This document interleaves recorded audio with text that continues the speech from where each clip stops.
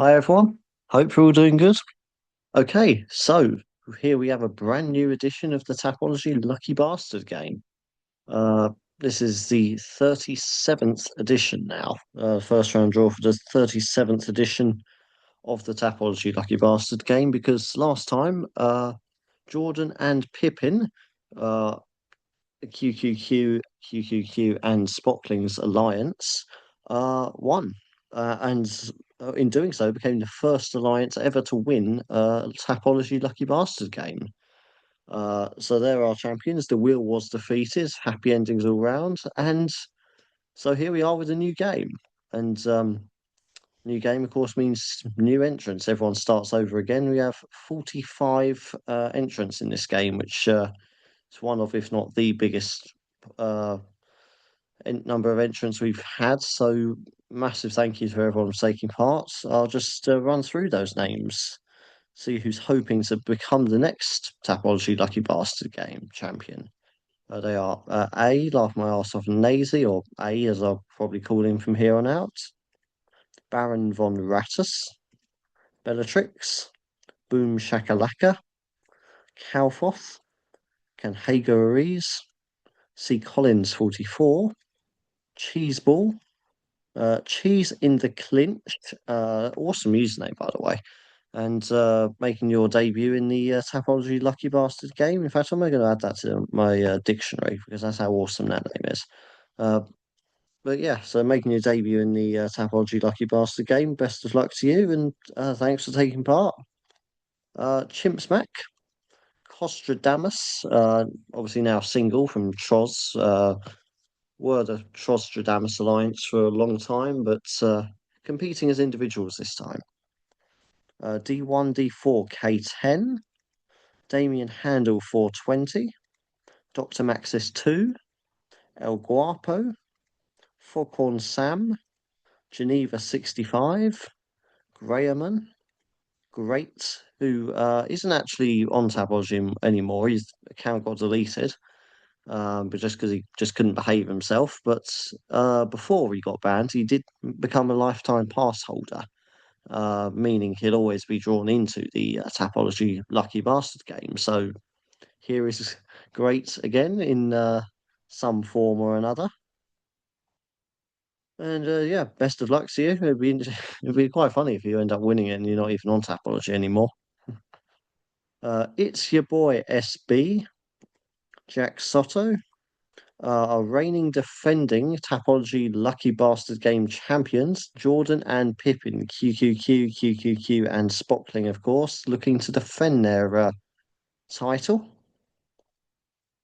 JP the Champ 27, KK Kombu, Knife Rusty, Cushy Cake, Love Song, Mule Floyd, Piggy Bank, Rigno, Shat, Cian6, Spacey Fate, me, Steve Terry, Tashi 101. He's another new debutant to the game, competing for the first time. So welcome and best of luck to you. Uh, the Dirty UFC Man, the Matchmaker, the MMA Historian, Tosh, who also isn't on the site anymore, but again, wherever you are, hope you're doing well. And if you are following the game in some way or another, best of luck to you. Trail, Trig, Troz, the second half of our newly divorced Trostradamus alliance, again competing as an individual this time. Uber Industry, our German alliance. Uber Industry and Jordan and Pippin are the only alliances we have in this edition of the game. But the German alliance still is going strong there. It's good to see.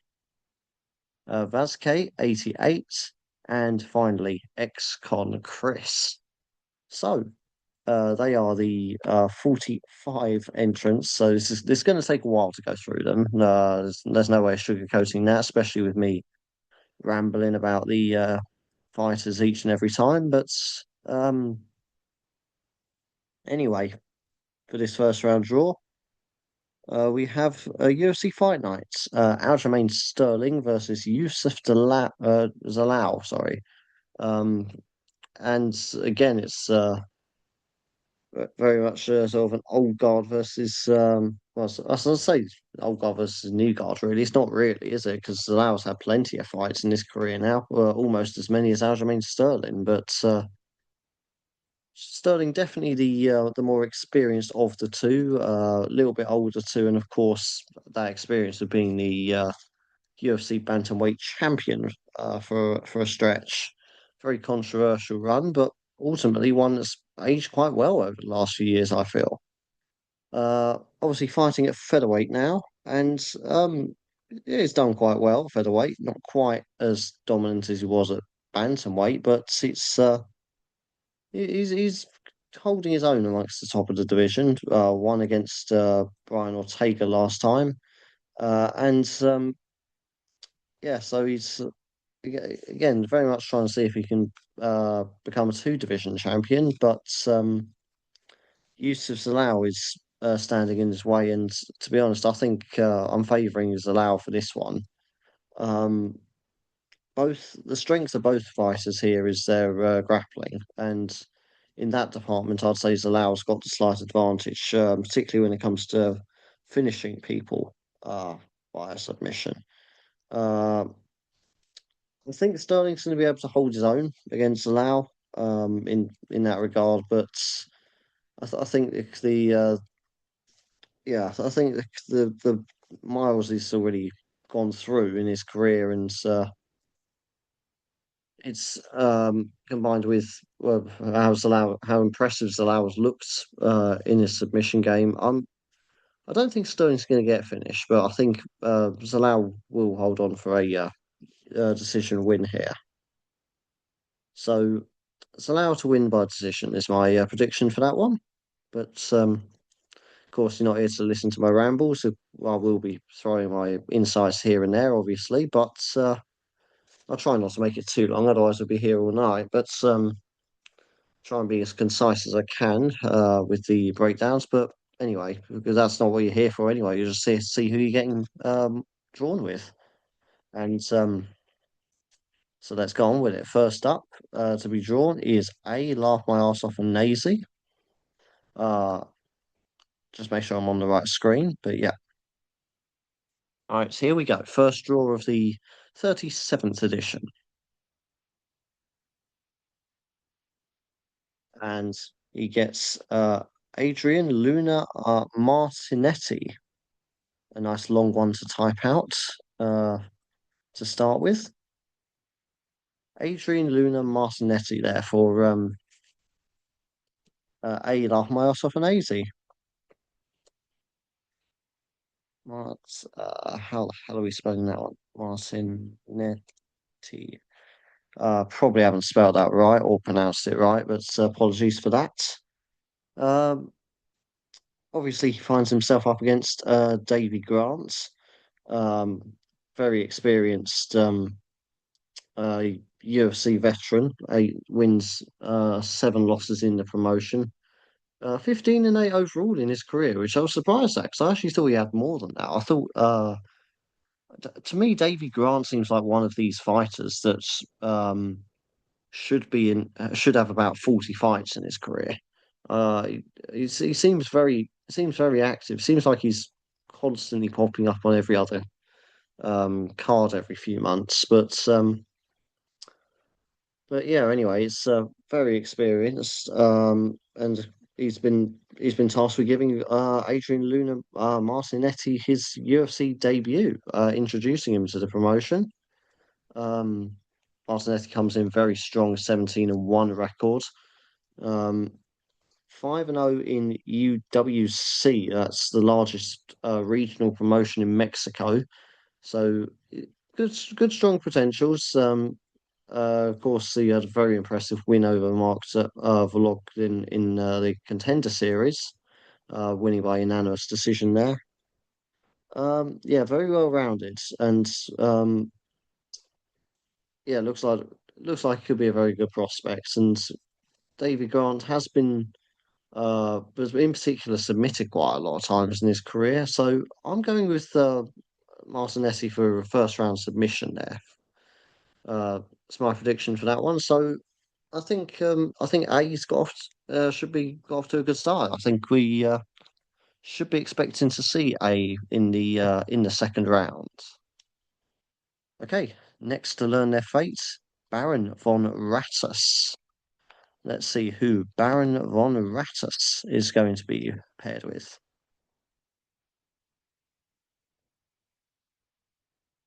And he gets Raoni Barcelos. Raoni Barcelos there for Baron von Rattus.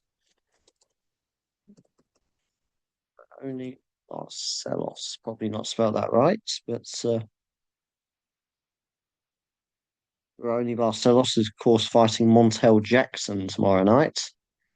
Um, and again, it's another one I've favoured to win here. It's a close fight, uh, in my opinion. Very similar records in the UFC. Barcelos, a very experienced 10-4.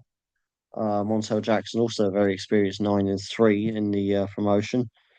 Uh, so there's not a lot to split them on that front. Barcelos had a few more fights in his career, and to me, I think he's just at a slightly higher level, in my opinion, but quite similar fighters. So I think it's going to be a bit of a sort of an MMA chess match here. But um, yeah, I think it's going to be Barcelos coming out on top, just a little bit more experience to his name. Uh, just seems to uh, just seems to do everything a little bit better, in my opinion. So yeah, I think Baron van Rastus is going to be quite happy with that one. Um, Raoni Barcelos, it's going to be a close fight, but I think he just edges it. I think he should take should take the win there. Should be a side favourite in my opinion. Okay, Bellatrix next to learn their fates in the game. Let's see who Bellatrix is going to be matched with.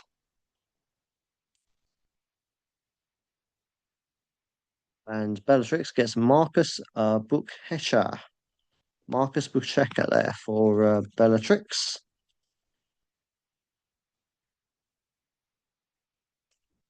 Marcus Buchecha. Buchech. So obviously submission specialist, isn't he? Hasn't quite lit up the UFC if we're being honest. He's up against Ryan Spann, very experienced in the UFC by comparison. And yeah, he did very well over one FC, but his UFC start hasn't been overly impressive. We know how good he is. We know he's a very experienced BJJ athlete, particularly competing in a lot of the IBJFF and the AC Worlds competitions outside of MMA. So there's no doubting his jiu-jitsu credentials at all. Um, and normally that was you'd think, oh well, that means he's going to just win the first round submission. But the trouble is, he's against Ryan Spann, and Ryan Spann, okay, he's not quite at the same level in terms of jiu-jitsu, but definitely Pacheco has the advantage on that front. But Spann is very good on the ground himself. I wouldn't necessarily say that if it was a pure BJJ fight, um, I would definitely be picking Pacheco to win, but it isn't. It's an MMA fight, and I think the BJJ combined with the other aspects of MMA that Span's got in his arsenal, I think he should be able to fend off a lot of Pacheco's attacks. So it's going to be an interesting one. I still think Pacheco's going to do it by decision, just by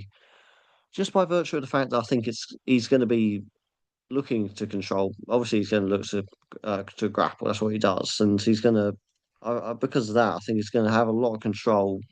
Not quite being able to finish off Span. I think Span's going to be on the defensive for a lot of it, holding his own, but um, and having odd moments of success. But if he doesn't gas out, I think Bacheka should be the one come the end of 15 minutes who's got more control and done the better body of work in that time. So um, yeah, Pacheco obviously very good chance. And of course, if Span does leave a limb or a neck or anything hanging loose, then Pacheco's taking that straight away.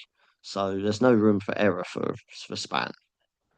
So I think Bellatrix should consider herself fairly lucky with that one. I think definitely could have been worse. Um, so yeah, move on now to Boom Shakalaka. Let's see who Boom Shakalaka is going to be matched with by the wheel, who's been fairly generous so far. Try not to jinx it.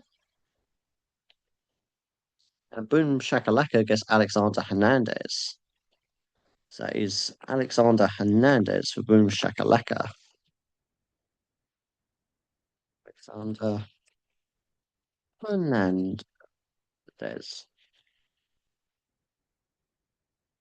So he's third from the top in what I like to call the tertiary main event, just below the co-main event, fighting against Rafa Garcia.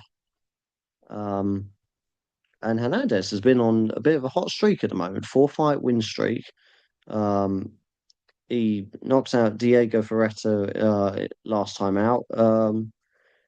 And that's his usual style, always has been throughout his career. He's always looked for knockouts and can go the distance if need be as well. But yeah, lately he's definitely been putting it all together a bit more.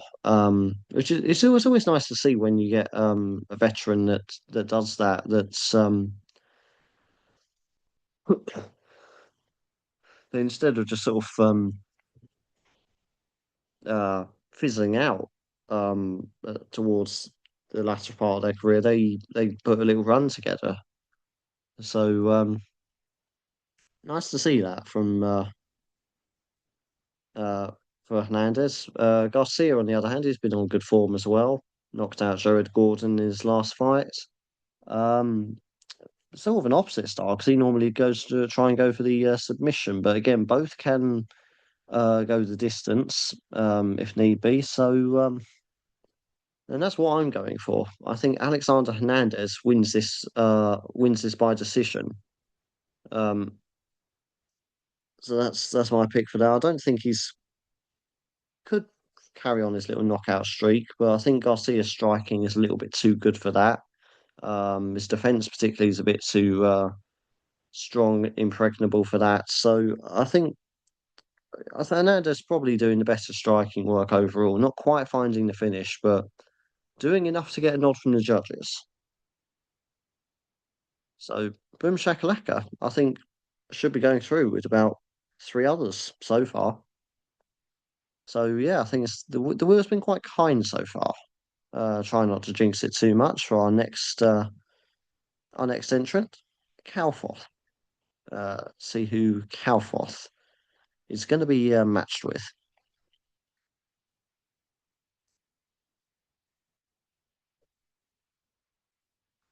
And Calfoth gets Mayra Bueno Silva. Mayra Bueno Silva there. Okay, so this is probably the first one I'd say I don't think that they're going to win, but to her credit, she's for my money one of the toughest fighters, male or female, that the UFC currently have on their books. Um, Obviously, which is very tough to finish. Um, the only time she got finished last time was I think it's Macy Chiasson who gave her that really nasty cut. And again, that was only stopped because obviously the doctor stepped in, saw that as like what the fuck, and was basically yeah, obviously had to stop the fight. Naturally, and but yeah, she's very tough to finish. But then, having said that, the results in terms of wins and losses haven't really been going her way as of late, to say the least. Currently on a four-fight losing streak. Um, Up against Michelle Montagu, undefeated 7-0 prospect who's now 1-0 in the UFC, won her UFC debut. 4-0 in the PFL before that. Uh, Also had a fight over in Bellator as well, had a win over there as well, because why not? And she's a submission artist, won six of her seven fights by submission.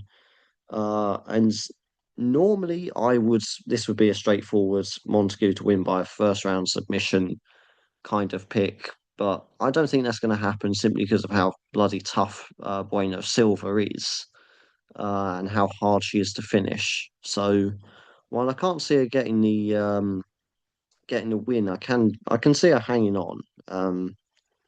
Maybe she can cause an upset. Obviously, Montague still inexperienced, uh hasn't really been tested in the striking department so far. Wouldn't have said so much. So maybe Silver can be, well, at least at this level anyway.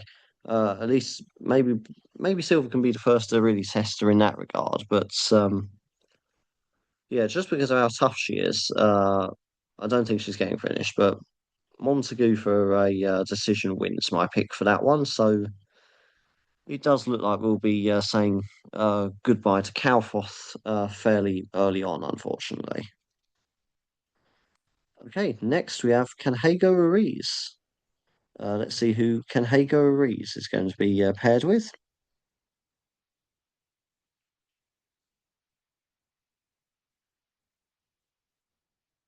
And he gets Rodolfo Vieira.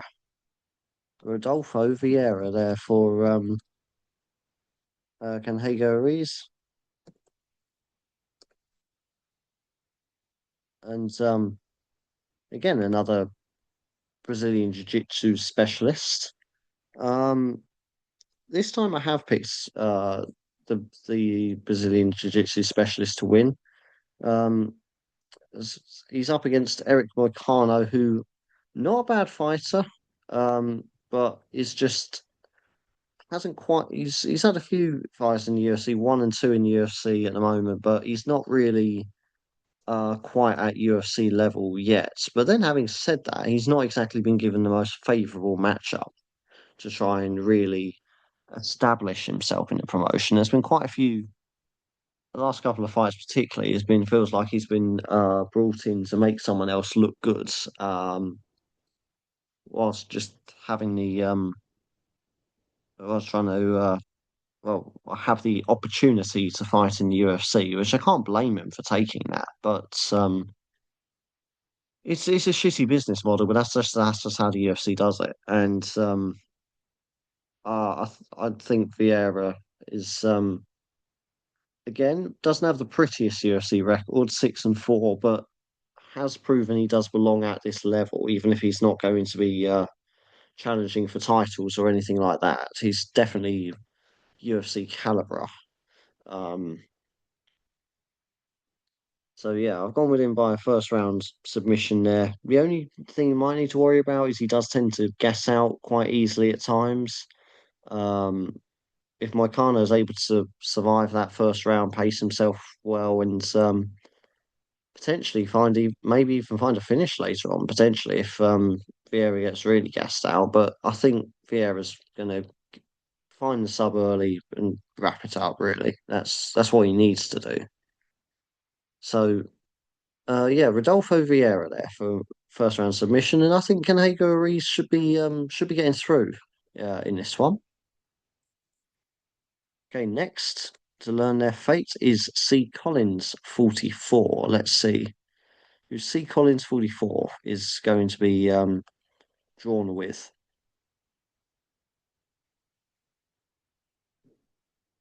And he gets Raoni Barcelos. Raoni Barcelos there for um, C Collins 44. Who else had Raoni Barcelos earlier again? It was Baron von Rattus, so also had Raoni Barcelos there. So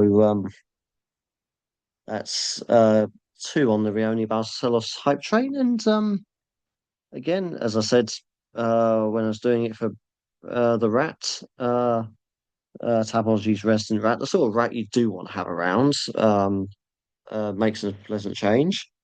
Um, but as I was saying earlier, I've got him to win by decision, and up against Montel Jackson, and as I said, very quite similar in terms of their styles, but Barcelos just does it at a slightly better level and a little bit more experience on his records as well. He has a unanimous decision win against Ricky Simon last time, so that's a puts him in good form for this fight. And Gibson, of course, he's coming off a loss, but it's a split decision loss against Davidson Figueiredo, so I'm not going to hold that against him too much. Um, Obviously, legends of the sport, and was playing past the parcel with Brandon Moreno for that flyweight championship. Um, so yeah, I'm not going to hold that against Jackson too much, but overall, I think Barcelos has an absolute butchered the spelling of that name. Notice that Barklos, not Barcelos, not Barklos, but yeah, I think it's I like Baron van Rattus. I think C Collins 44 is getting through with this with that pick. So um yeah, I think yeah, that's all I can say. I think there's another one through, and quite a few through so far. If my predictions prove to be correct. Cheese ball. Uh, Funny enough, the first of our two cheese-related entrances. Cheese ball here. Of course, we've got cheese in the clinch coming up after him, but this one is for cheese ball. Let's see who cheese ball was drawn with. Lucas Brennan. Cheese ball gets drawn. Lucas Brennan.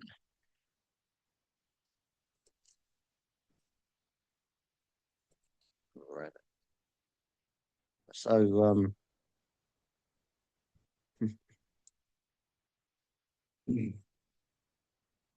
Lucas Brennan there for cheese ball up against Francis Marshall. Um, Brennan making his UFC debut tomorrow night. 1-0 in the PFL. Of course, most fans will be familiar with him during his Bellator stint. 9-0 over there. That's where the majority of his career has taken place. And most of those Bellator fights ended by first round submission. Um, Little bit one of a one-trick pony though, potentially. And unproven at this level. Maybe not quite UFC standard. We'll see. I'll say that that win in the PFL is good, but the UFC is just a little bit of a step up from the PFL. Um, Up against Francis Marshall, as I said, and I've got Marshall to win by decision for this one. Um, Coming off that submission win against Eric Silva. Um, Again, he'll look to take it to the ground as well. That's where he's comfortable with. So I don't think Brennan's first round submission streaks is going to phase him too much. Uh, he should be able to should be able to defend what he's got coming his way. And to be honest, I'd probably say Marshall perhaps a slightly better on the ground as well. Um, Little bit inconsistent of results though. That's the only thing. That's the only asterisk against him. But again, I think we're going to be a fairly grappling heavily affair here, and I don't really see either guy finishing the other. So I've gone with uh, Marshall to win by decision, as mentioned a few moments ago there. So Cheeseball's in a close fight, but one I think he probably has the slight underdog for. But best of luck to him anyway. Okay, Cheese in the clinch, making his Tapology Lucky Bastard Game debut. So welcome to the game, and best of luck to you in this game. Let's see who your first ever Tapology Lucky Bastard Game fighter is.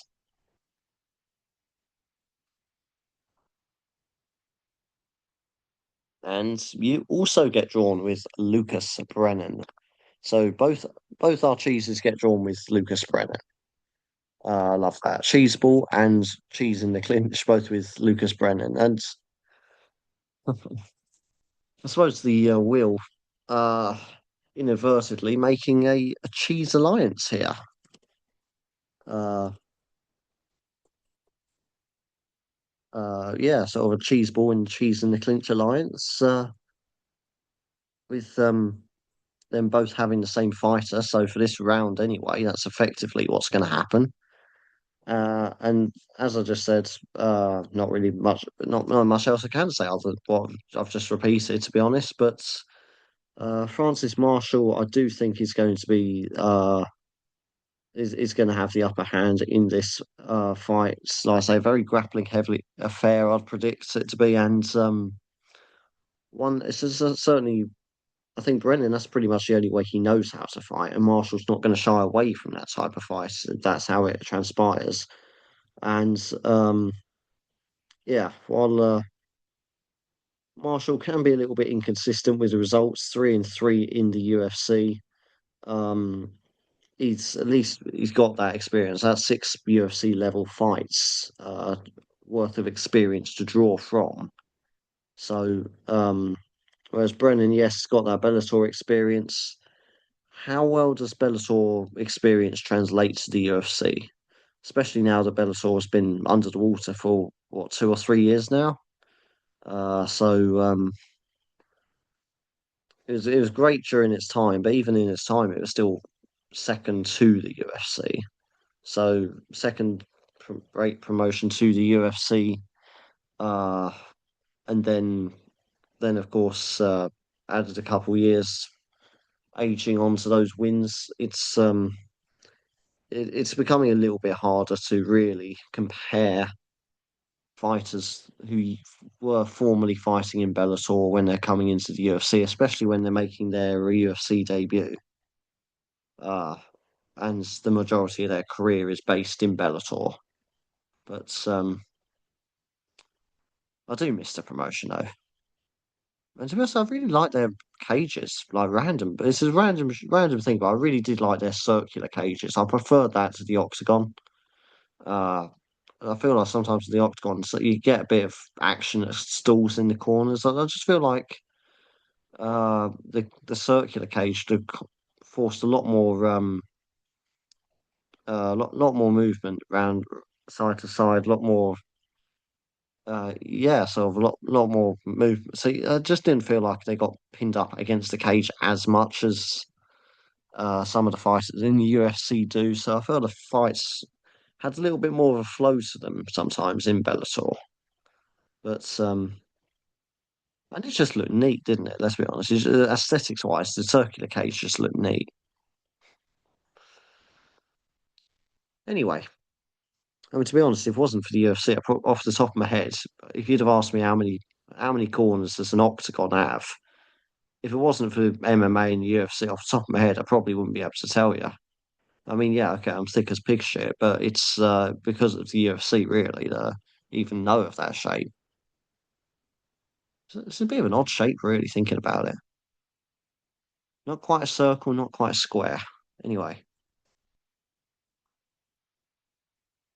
better than that promotion had the triangle ring that Frank Mir boxed in one time. That was weird. I can't remember what promotion that was. That was a very weird one. I think it was Frank Mir, wasn't it? I don't know. I can't remember. It was Frank Mir against one of the slightly washed up heavyweight boxers. I think maybe a former Anthony Joshua opponent. I don't know. Might be misremembering, but it was in a triangular boxing ring, and it was an absolute shit show. That's all I remember. Anyway, um, completely gone off topic there, but talking about various cages and and rings. But anyway, Cheese in the clinch with Lucas Brennan as is Cheese Ball. So they'll both be hoping Lucas Brennan um, does manage to pull off the victory for them. Sends both our cheeses cheesing their way into the second round. Chimp Smack next to see who will get paired with. Let's see who Chimp Smack is going to get paired with. Montel Jackson. Montel Jackson there for Chimp Smack. Uh, Obviously, Montel Jackson up against Raoni Barcelos and C. Collins 44 and Baron Van Rattus, I believe, it also had Raoni Barcelos. So we've got a 2v1 here. So at the moment, it's maybe looking like still early days. We've only gone through 10 people of the 45 so far. So still only about a quarter of the way through. But maybe this is an early contender for the unofficial title of Tapology Lucky Bastard Game main event. Montel Jackson, Raoni Barcelos. And as I've mentioned before, I've gone with Raoni Barcelos for this one because, again, just of the two, slightly better, um, better quality, um, ex experience, and just in general ability, to be honest. Um, Jackson, as I said, coming off that very respectable split decision loss to Davison Figueiredo, and to his credit, he's never been stopped. Nobody has ever finished Montel Jackson in a MMA fight. Anyway, I don't know about other aspects of life, but in an MMA fight, nobody has ever stopped him. And anyway, so Brony Barcelos is my prediction, as I've mentioned a couple of times now. Not really much else I can say about that, but it's shaping up to be an interesting fight, and it's a relatively close one as well. So it could swing either way, even if I do think that Barcelos is the slightly better of the two. Okay, so next is Costradamus, or the newly single Costradamus. Talking about other aspects of life. Obviously in that legendary alliance with Tross, forming Trostradamus, but they've gone their separate ways because the if the wheel isn't biased against Americans necessarily, it's definitely biased against people from Chicago. Um, Probably dating back to the Wheels Mafia ties, no doubt. Will probably goes back to the Al Capone days, doesn't he? But Costradamus for Montel for find out who he's going to get drawn with.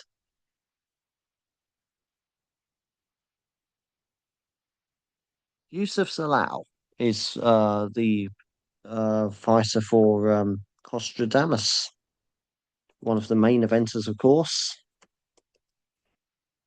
Uh, Salau. And obviously fighting Aljamain Sterling, the former bantamweight champion, as mentioned in the intro. And again, it's Sterling, for my money, has got the better experience, obviously, but you do have to take into consideration a lot of that experience was in a different weight class. Um, done fairly well since moving up to featherweight. As I say, got that win over Ortega.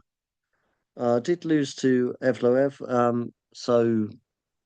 Again, just sitting below the other title contenders in featherweight, but Salau very much coming up and trying to show why he's worthy of a shot. And he's if he carries on submitting people the way he has, he's got to get a shot sooner rather than later. So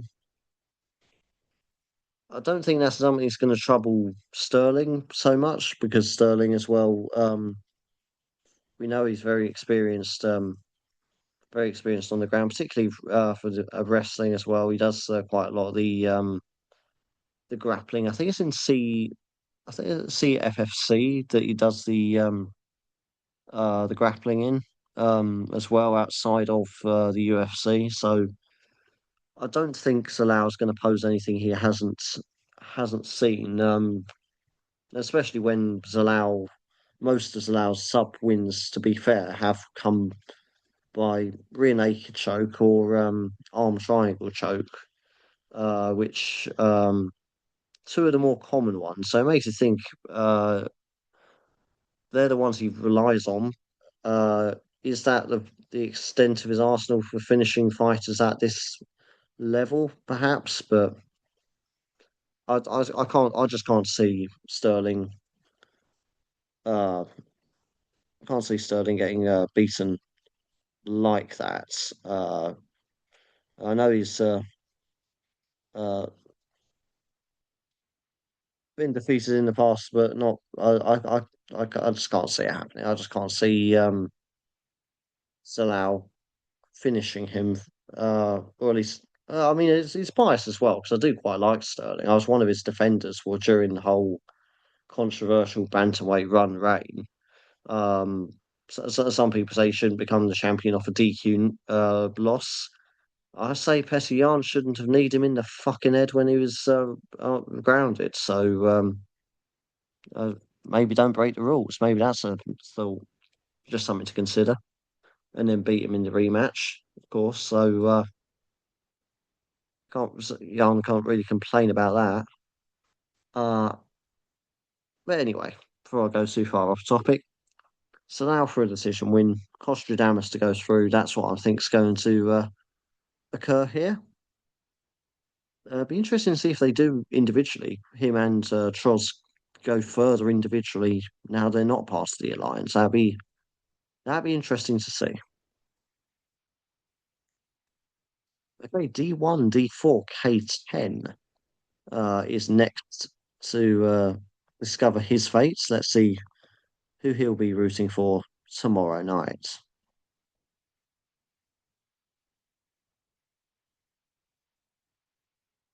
Davy Grant, one of Britain's finest. As and so it's always a joy to watch. He always a very he always reminds me of the early fights. Because when I first got into MMA, it wasn't actually the UFC that got me into MMA. It was just channel hopping, and there was promotion called UC MMA, Ultimate Challenge MMA, regional British promotion. The promoter, oh, what was his name? McDonald. Um, oh, name escapes me. McDonald, something McDonald off the top of my head. But years before that, he'd had a very successful promotion called Cage Rage. That's where fights like Anderson Silva, Michael Bisping fought there as well. Um, and that was a very.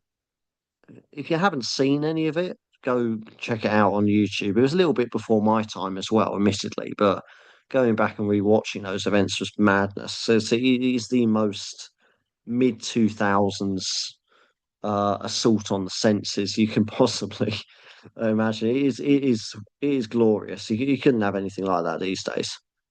Um, but anyway, Davy Grant always strikes me as the sort of fighter that would fit right in those that kind of promotion. Like you can absolutely see Davy Grant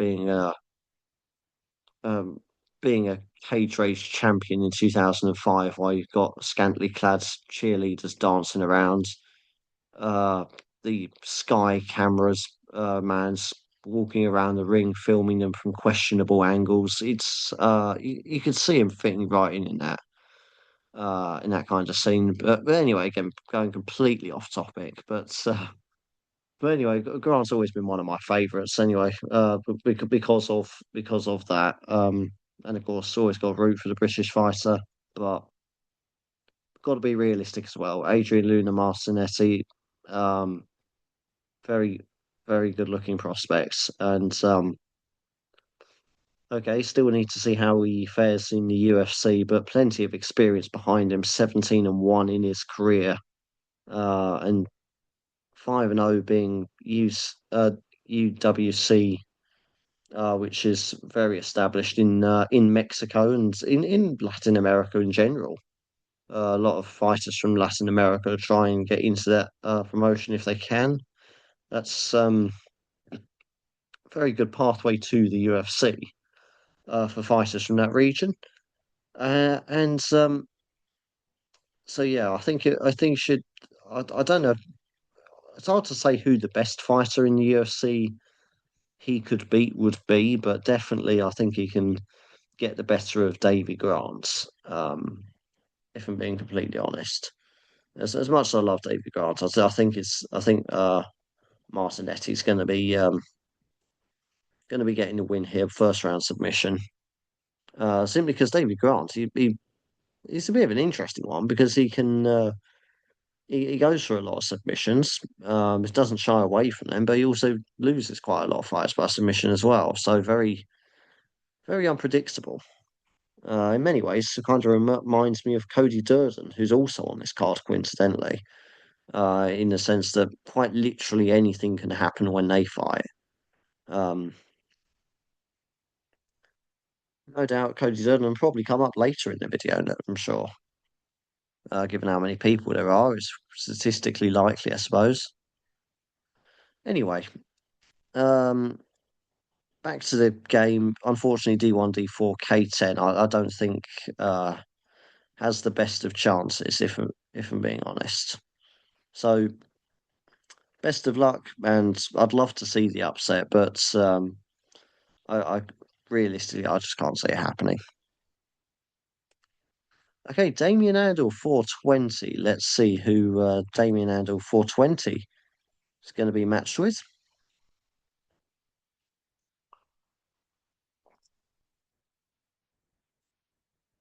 Montel Jackson again. Montel Jackson. So I believe that's now a 2v2 uh, in the Montel Jackson versus Raoni Barcelos fight. But yes, Montel Jackson for Damien Handel 420. Um, Gone over it a few times now. Not much I can say other than that I think Barcelos slightly better quality of the two, and I say a little bit more experience, a little bit better quality, and in a fight as close as this, that can make the difference. Little bit more experience, being able to keep your head a little bit better under pressure. Um, More fights, more memories to draw from. That can when it's this close, every little edge helps, and Barcelos got the slightly better hands in this fight for me. So unfortunately, I think we'll be saying goodbye to Damien Handel for 20 come the end of this first round. Okay, Dr. Maxis 2. He'll be hoping to avoid an early exit. Let's see who Dr. Maxis 2 gets paired with. Former champion, of course, himself. Yep, and what was I saying about Cody Durden inevitably coming up at some point during the video? Given the sheer number of players in it, here he is, Cody Durden with Dr. Maxis 2. So Cody Durden, um, again, another brilliant fighter to watch, pure entertainment. Um, when he steps in the cage, you're going to see a good, entertaining fight. You're not ever going to be confident of him getting his hand raised, but you can definitely you can guarantee that he's going to put on a show. And to be honest, I think that's what us fans really remember as well. We can remember the um, yes, we remember all the great champions. We remember the Khabibs. We remember the Georges St. Pierres. We remember the Anderson Silvers. We also remember the Cody Durtons who put on entertaining fights, win or lose. Um, so yeah, it's obviously up against Jafel Phil Howe this time, and Phil Howe for first round submission is my prediction. Um, Again, it's a modest start to his UFC career with a 3-2 record in the promotion. Um, Cody Durden 6-8 in the UFC by comparison. So a lot more UFC experience. He's got the upper hand in that regard. But Phil Ho, most of his fights end by first round submission. That's what he looks for. That's how he goes into the fights looking for. And Cody Durden has lost 5 fights in his career by submission. He's also won 6 by sub as well. That's similar to what I was saying about David Grant as well. It's unusual to have one. It's a fighter where they win and lose in equal regards. Like usually, if you win a lot of submission ones, you don't also lose a lot of submission ones. But Durden seems to be the exception to that rule. So stylistically, this is absolutely perfect for Phil Howe. Phil Howe there is going to be absolutely delighted they paired him with Cody Durden. Um, and again, this is another example of the shitty UFC matchmaking, what they do, feeding their veterans to their prospects, so to speak, and really throwing Cody Durden under the bus here. Given using him as a easy win for a fighter that is a very, very bad matchup for him. So, unfortunately, as entertaining as it's going to be, I don't think Dr. Maxis 2 is getting through in this one. Yeah. Right, 1 second. Oh, yeah. Okay, so move on to El Guapo. Let's see who El Guapo is going to get drawn with, who he's going to be cheering for. Let's see. And El Guapo also gets Rodolfo Vieira. Rodolfo Vieira there for El Guapo. And of course, as mentioned earlier, submission specialist. I've got him to win by first round submission against Derek Moicano, who, again, just like I was saying about Cody Durden, seems to be getting screwed over by the UFC uh, in quite a lot of the matches the UFC have made for him.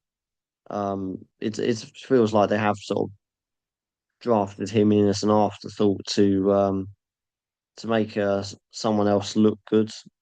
Um, and that's what I think is going to happen here. I think it's a case of he's going to be used as sort of a showcase for Vieira's grappling ability here. And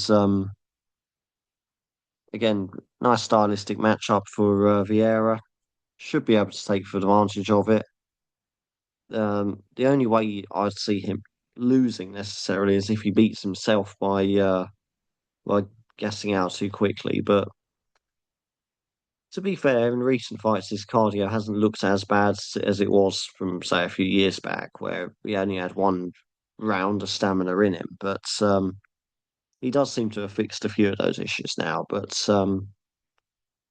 still not by an awful lot, if I'm being honest. Still probably not as much as you'd need to really make a stride up the rankings in the UFC.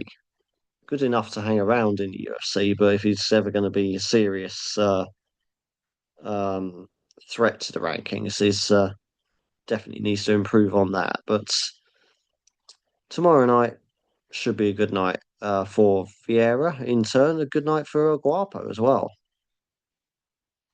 So move on now. Let's see who Foghorn Sam is going to be matched with. Let's see who Foghorn Sam is going to be rooting on from the comfort of his sofa or bed or wherever he watches from.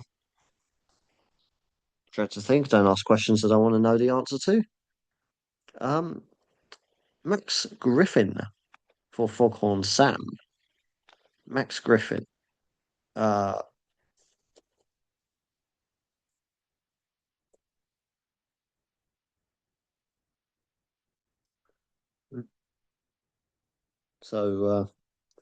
Obviously up against Victor Valenzuela. I probably butchered the pronunciation of that. Apologies if I have. Um, Max Griffin, of course, the UFC veteran. Um, 8 wins and 10 losses in the promotion. 20 wins, 12 overall in his MMA career. Is very I say very aggressive fighter. Always looks for the knockout. Always looks to try and for that opportunity to end the fight when it presents itself, and does have the stamina, experience to go the distance. The trouble is he's always a little bit 50-50 with the judges. It's um, if he makes it to the end of a fight, he sometimes hasn't quite always done enough to get the nod from the judges, but it's he's better. That's what I suppose is partly why he does look for the for knockouts. Don't leave it in the hands of the judges. He's got the knockout power to end someone's night. So the only thing is, of course, though, is with that kind of style, that's very much sort of, for the most part, younger person's fight style, and he's now 40 years old, definitely towards the trail end of his career. And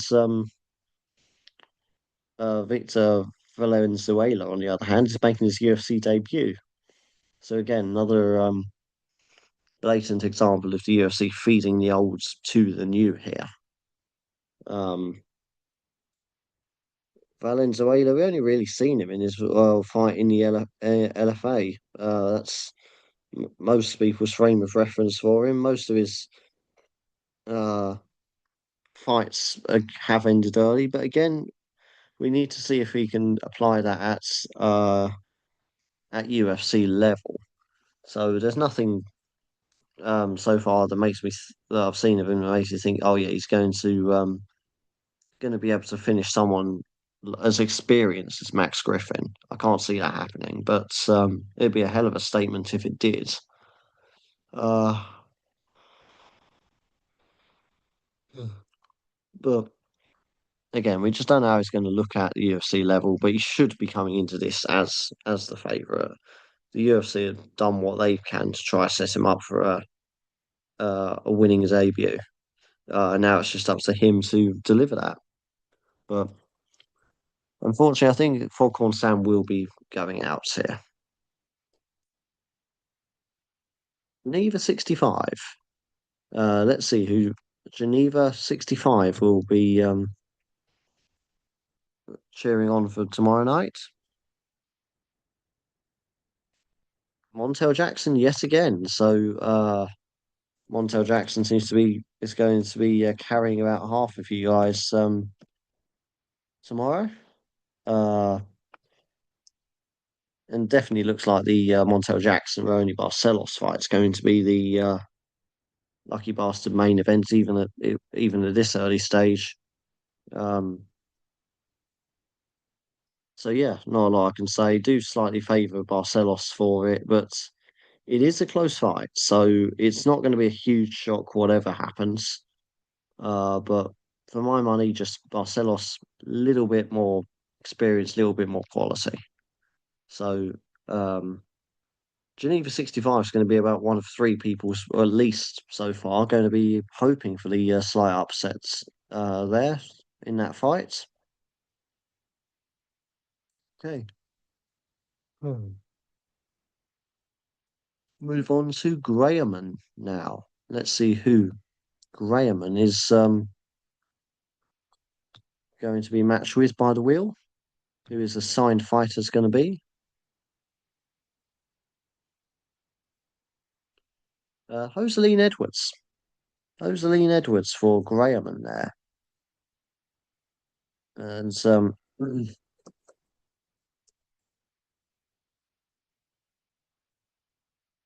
remember there was one round in one of the previous Lucky Bastard games where about 6 people were lumped on Joseline Edwards, metaphorically speaking, of course. Um, she's in the co-main event with Norma Dumont. Uh, and she's Edwards has absolutely risen. Excuse me. Absolutely risen up the ranks in the UFC.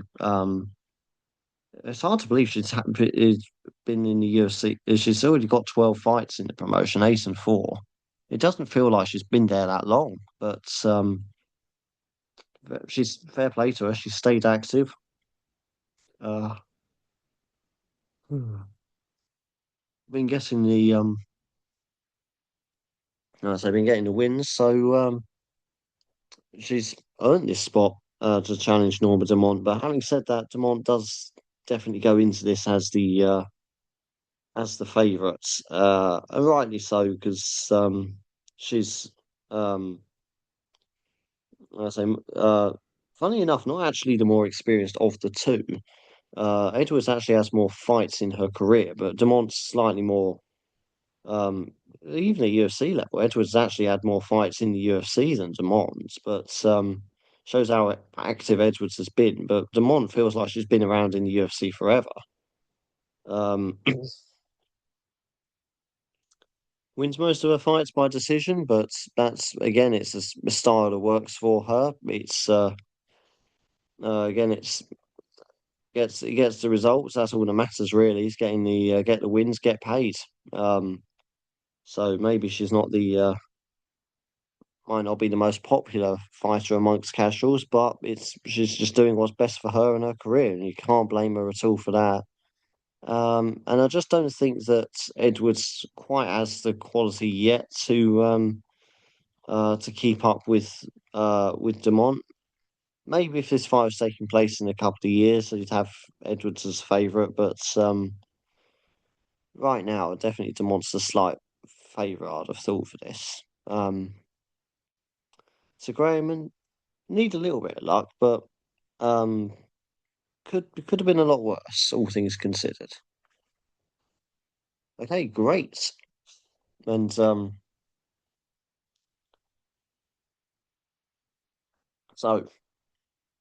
not going to go into the complete depths of it, but basically great. He was uh Tapology user, he's a regular player in the Tapology Lucky Bastards game and lifetime pass holder, which meant that he's always in every game. And from what I gather, he sort of couldn't stop running his mouth on the forums and just kept getting banned, and he's now permanently banned from the site. I'm not 100% sure whether he was banned or whether he just left. I don't know. But anyway, wherever you are, um, whether you're on Tapology with some other alt account now, anyway, good luck to you wherever you are, whatever you're doing. Um, let's see who Great is going to be paired with in the Lucky Bastard game. One of the only ways he's still connected with Tapology. Rafa Garcia. Rafa Garcia there for Great.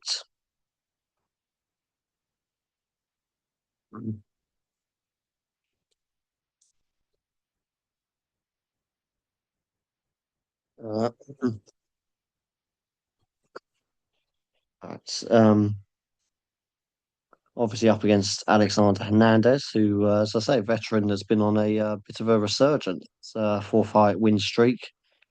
Um, and very dangerous fighters to be up against with the way he looks for knockouts. And Garcia Garcia is experienced enough, though, himself, who should be able to handle that.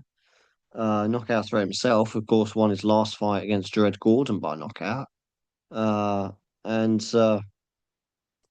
which, to be fair, is a bit of an odd one, really, because he normally goes for submissions, but he is a full mixed martial artist in every sense of the phrase. And I suppose last time was more of a reminder that the that he does have that power. So that's something that Hernandez is going to have to watch out for. If he comes rushing in, looking for the finish himself, he could get countered. That's something Hernandez does need to think about. So Garcia is definitely not without a chance, but I think uh, Hernandez probably just going to do slightly better striking work overall. Again, I can't see Garcia being finished by Hernandez. I think Garcia's got too much quality for that, but Hernandez there should be able to at least get the decision win based off the volume and quality of his striking. But so great, yeah, might be going out in this one.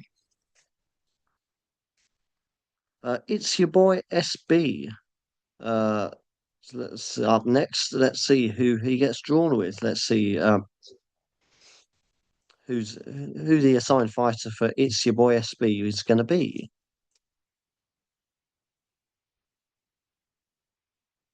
Michelle Montagu.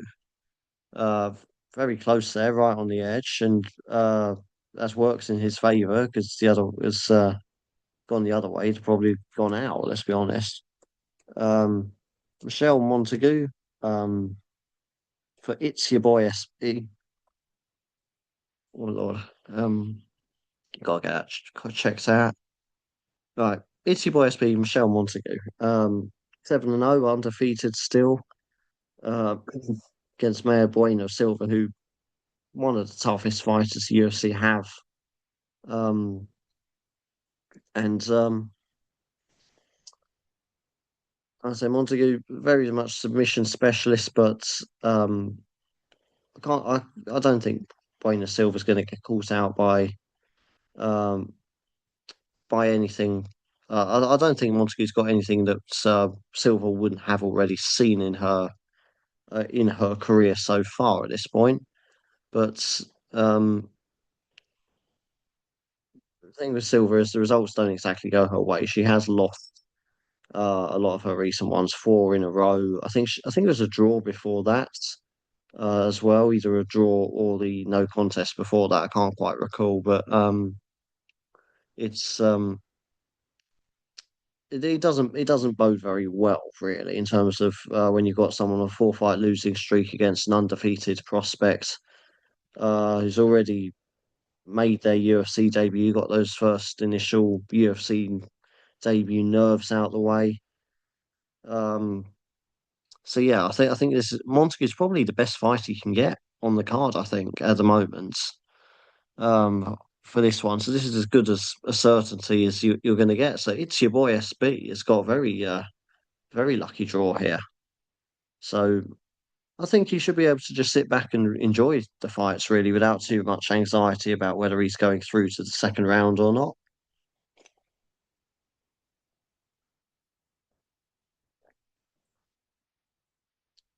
Okay, so next, Jack Soto. Let's see what the wheels got in store for Jack Soto.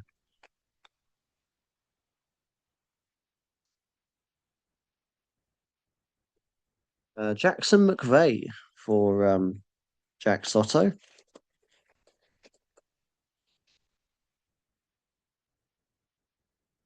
Uh,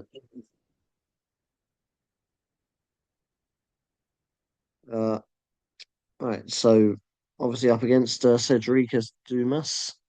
Uh, Dumas should be the favourite for this one, in my opinion. His UFC record isn't flattering, 3-4, 10-4 in his career so far overall. So it's not the necessarily a record that really jumps out at you as being a star.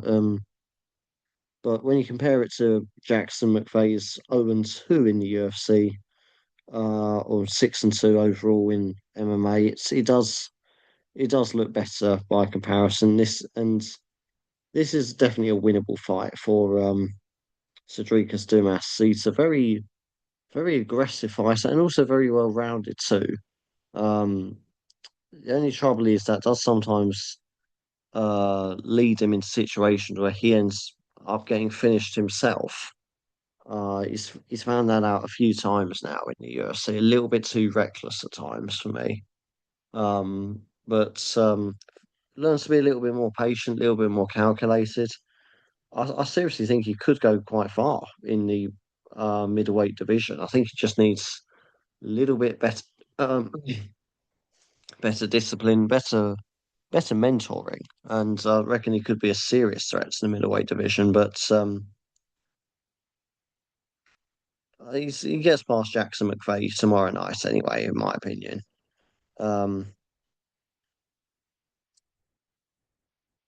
lost, yeah, like I say, McVeigh as well. Like I say, lost both of those two UFC fights, both of them by submission as well. That's why I've gone with Damas for first round submission because surely he's seen that and sort of thought, right, so had two fights in the UFC, lost twice in the UFC. So my opponent's I was going to struggle with submissions. You think so? That should obviously be the game plan for Damas from the point of view of him watching tape on his opponent. So that's what you'd expect. And that's definitely the path of least resistance for Dumas.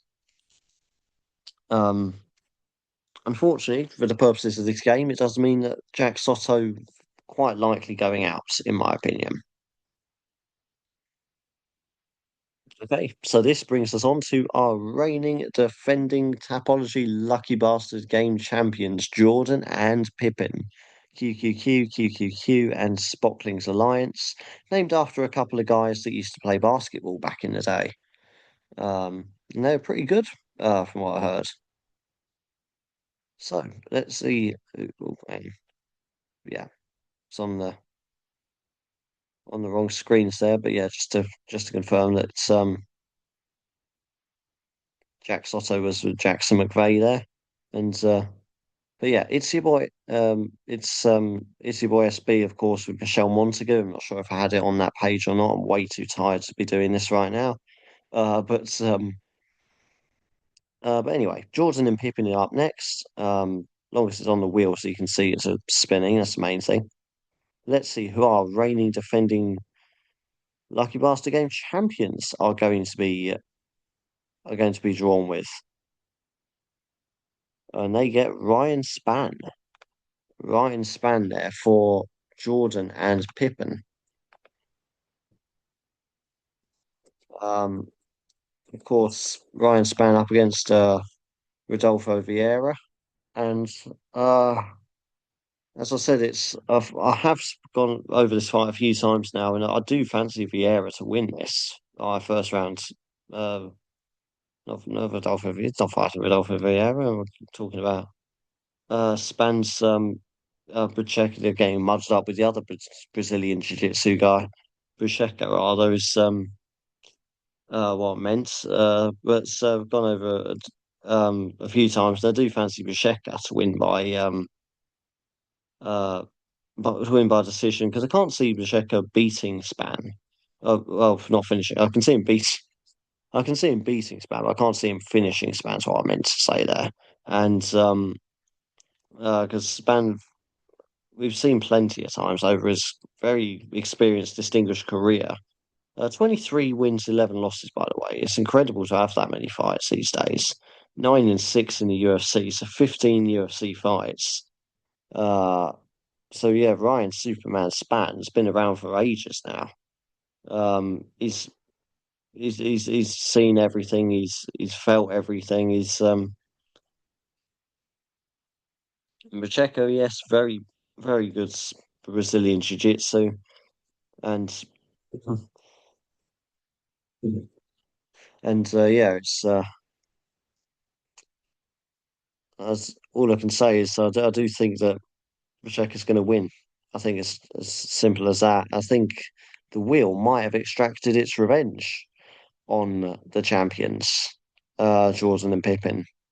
Didn't like the fact that an All-American alliance beat the wheel. So last time, maybe getting his revenge by knocking him out this time, perhaps. Um, they'll need a little bit of luck, but that's they have done on their side, don't they? I mean, you don't win this game without being lucky. So Jordan and Pippin do get do have a bit of luck. They'll need a bit of luck. Uh, I'm sure the real life Jordan and Pippin must have had a bit of luck in their time as well. Never hurts to be lucky, does it? But they'll need some tomorrow night. Okay, moving on to JP the Champ 27, who we'll just give a shout out to his game that he runs. He runs the baddest motherfuckers game on Tapology, which is a very simple game. You literally just it's a forum game on Tapology forums. You just post your UFC predictions if you're making UFC picks anyway. Um, you just copy and paste the card of your predictions and into the thread, and basically, the more accurate your picks are, the more points you get. Um,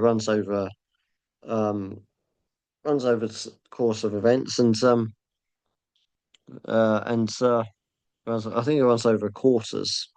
So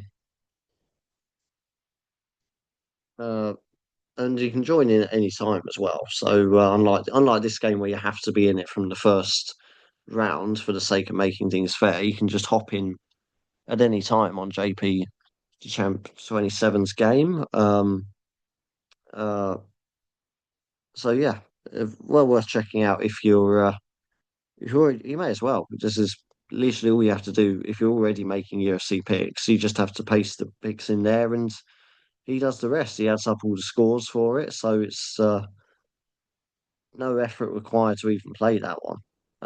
Very little effort if you're already making picks anyway. No reason not to. But anyway, let's see how he fares in this game. Let's see what the wheel has in store for JP to Champ 27.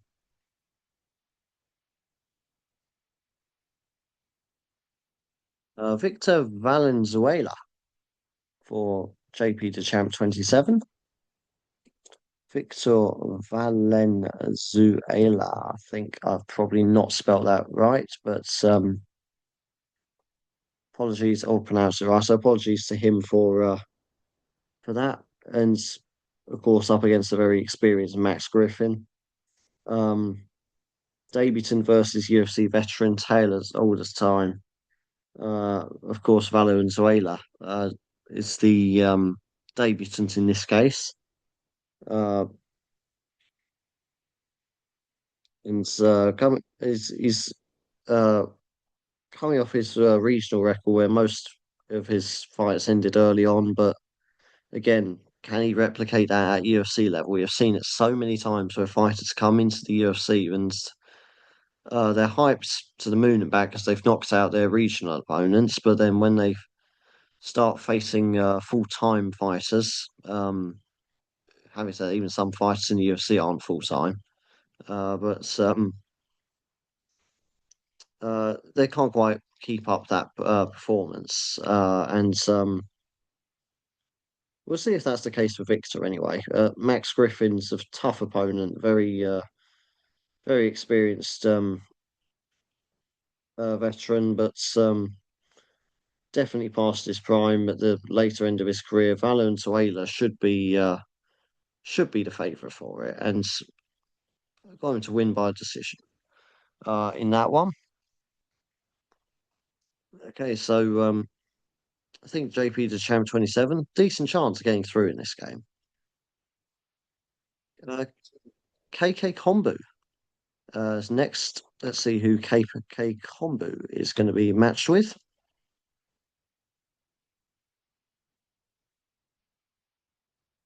And he also gets Ryan Superman Span. Um, and as I said, against Basheka, um, Basheka, brilliant jiu-jitsu specialist, even if he hasn't quite shown it in the UFC so far.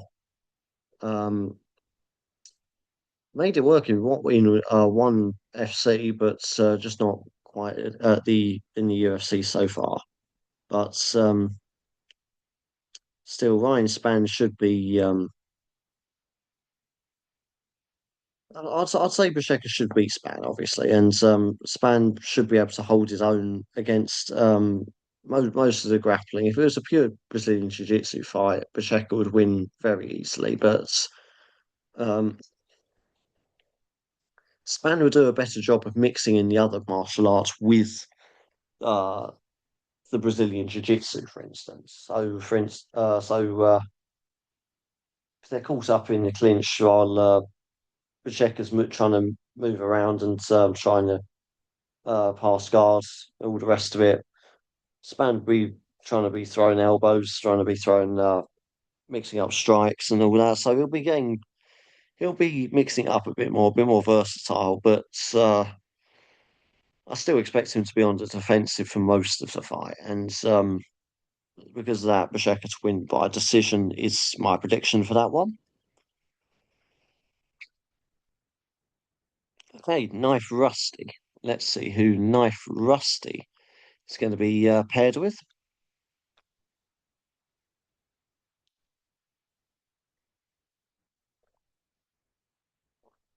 Always a fan favorite, Cody Durden.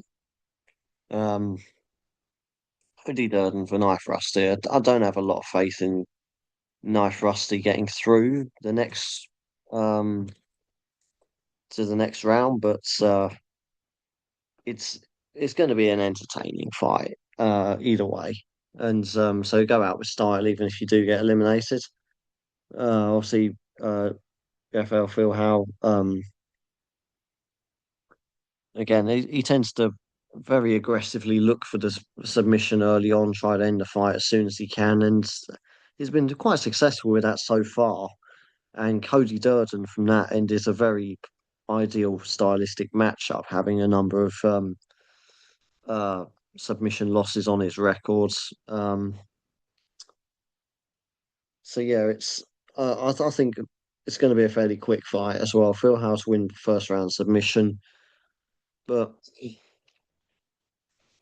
always a pleasure to see Cody Durden in the cage. And even if it does mean that I don't have a lot of confidence in Knife Rusty getting through this round. Cushy Cake is next. Let's see who the wheel has in store for Cushy Cake.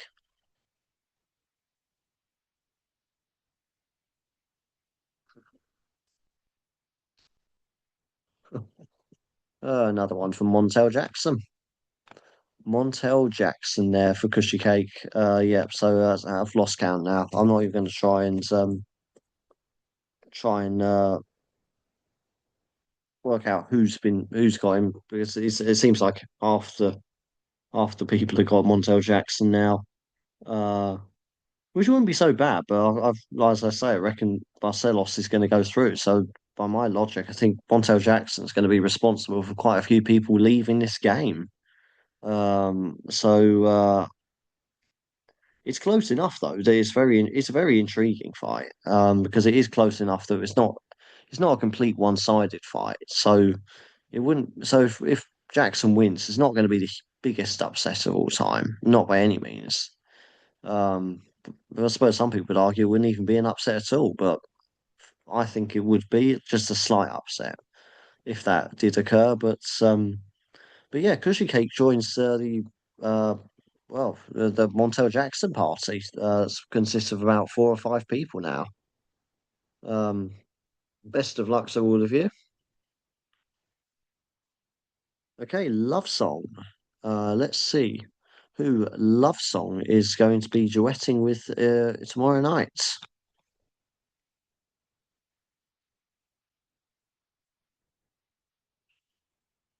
You know, it gets the always entertaining Davy Grant, Love Song and Davy Grant.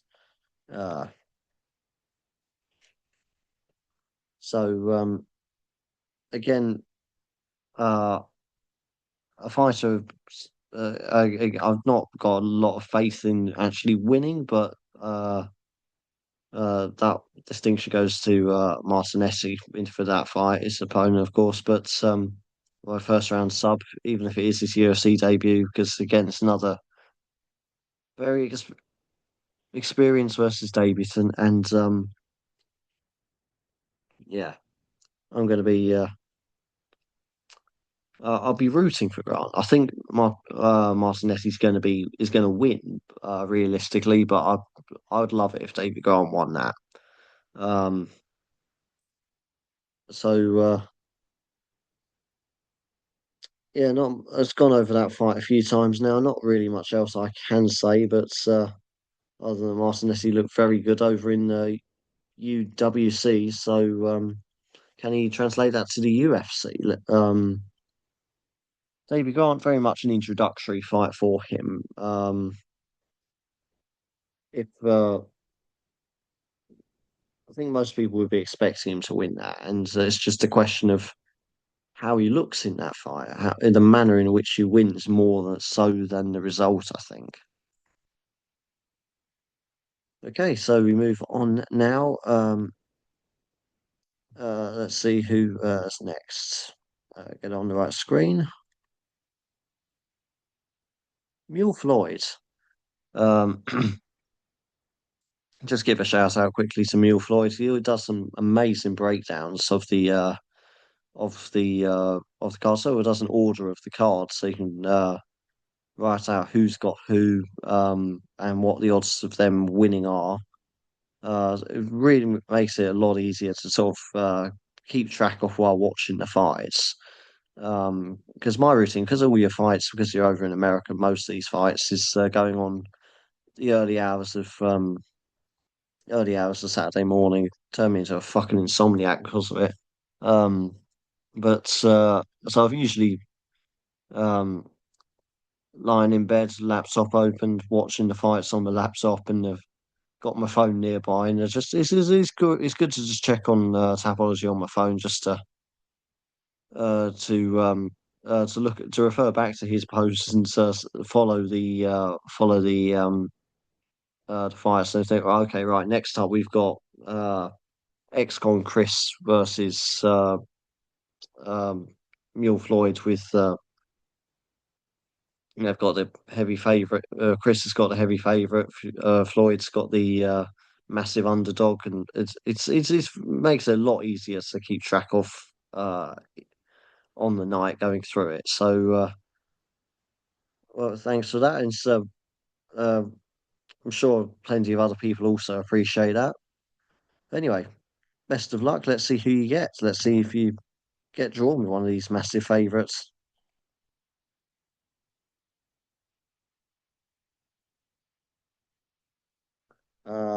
He gets Max Griffin.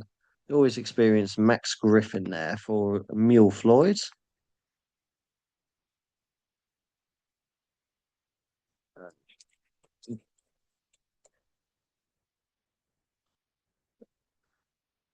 I haven't backed him to win personally, but we go up against Victor Valenzuela, and again Valenzuela not quite proven at this level. I suppose at least Griffin, you can argue, has been in the UFC forever now, so he's more than more than earned his place in the promotion.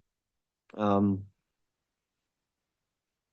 and maybe Valenzuela might not be ready for the UFC just yet. Who knows? But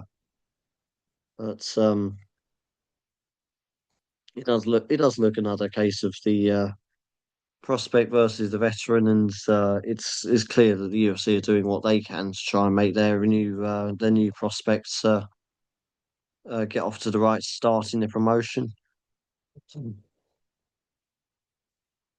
But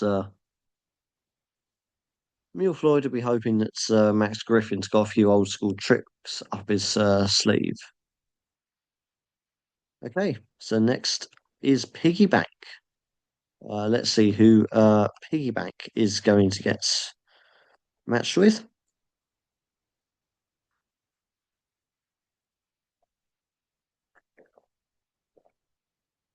Alexander Hernandez for Piggyback. Uh, and again, as I was saying, a veteran who has been on, well, at this time, no, veteran's been on a bit of a win streak, uh, finding a bit of his old groove back again. Um, Doing it in knockouts more often than not as well. So fair play to him, and that's earned him this fight against Rafa Garcia. Rafa Garcia, of course, coming off his own very impressive knockout victory over Jared Gordon. And Jared Gordon is not a bad fighter at all. So that is a very good win. But of course, Hernandez has got the streak going. Diego Ferreira's not a bad win either. That was his last one. Um, he has been, I'll say, he has been caught a few times himself, though. Hernandez has been knocked out 3 times in his career, and now that Garcia reminds us that he got that power in his last fight, that's something he does need to watch out for. But if you can avoid that, if you can avoid any counters and not get too reckless against Garcia, then I don't see why Hernandez doesn't turn this into a five-fight win streak. So I think Piggy Bank could be laughing all the way to the bank with this pick tomorrow night. Okay, let's see who's next to learn their fate. It is Rigno. Rigno to learn his fate. The hands of the wheel, if the wheel has hands, or probably tentacles more like. And Cody Durden. Well, those tentacles of the wheel really fucked you over there, haven't they? Let's be honest. Um, Cody Durden for Rigno. It's going to be entertaining. That's the only consolation I can say for that. I don't have much faith in him beating Jeffel Phil Ho, but yeah, it will be very entertaining, and I hope he does. I hope he similar to what I've been saying about David Grant. I hope Durden does pull off the upset, but it would be a massive upset if he did. Um, I say it's just a perfect stylistic matchup for Phil Ho. Um, likes to go for submissions, and that has proven to be a bit of a weakness for Durden in the past. So, very clever bit of matchmaking from the UFC here, but it will be entertaining while it lasts. So fair play for to Durden. We always need the sport needs fighters like him to keep it entertaining. You don't if everyone's a if everyone's a champion with a uh, that doesn't want to take risks, and then there'll be no sport. So we need fighters like Cody Durden from the entertainment point of it. Okay, so after Rigno we have Shat. Let's see who the wheels got in store for Shat.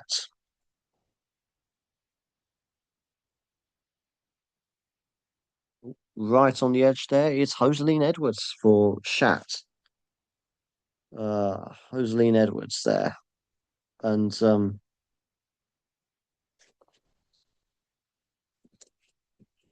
as we said earlier, obviously in the co-main event with Norma Dumont.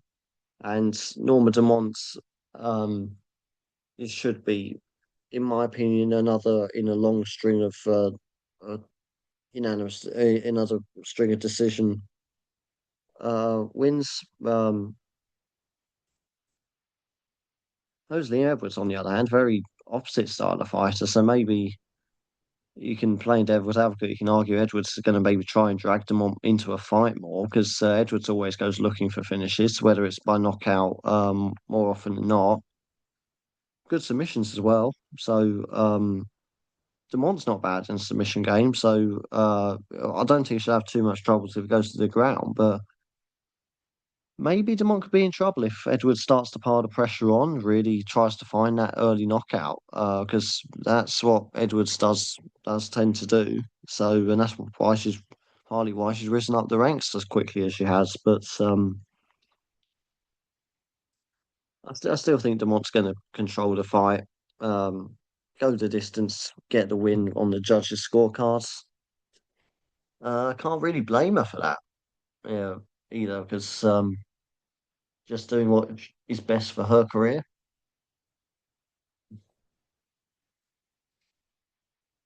But Shat, I think, definitely got the underdog in this scenario. Right, Cian Six is next to learn his fates. Let's see who Cian Six is going to be matched with.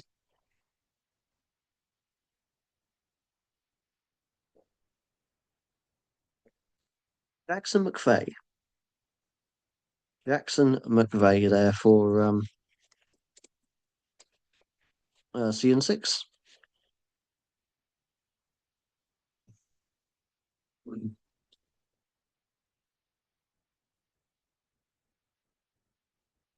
And up against Adrikas Dumas. And as I say, Dumas, I'm expecting him to get the early submission win. Um, simply, and to be fair, I am basing that more on McVeigh's record. So, to be honest, he doesn't look like he's really at UFC level. He did great over in the LFA, but I think he's come to the UFC far too soon in his career. 4-0 in the LFA, but 0-2 in the UFC. I think it's just um, there was a lot of hype coming into the UFC, and it made sense for the UFC to sign him, but in hindsight, definitely not quite at UFC level yet. Whereas Cedricus Damas, maybe not the most successful so far in the UFC, but I think that record of his 3-4 in the UFC that could have been better. If slightly maybe slightly better coaching, slightly better mentoring as well. That could have been better than it is, and in any case, that record still shows that even if that is his level, which it absolutely isn't, its ceiling is far higher than that. But even if that was his ceiling, it still uh, shows he can compete in the UFC at UFC level. Something McVeigh hasn't really shown us so far. Um, so first round submission there for Cedricus Dumas for is my prediction. So I think CN6 is going out. To be frank. Next, Spacey Fates. Let's see who Spacey Fates is going to be matched with.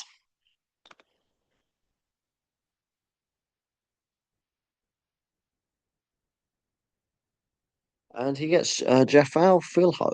Jafal Filho there for Spacey Fates. Jafal Filho.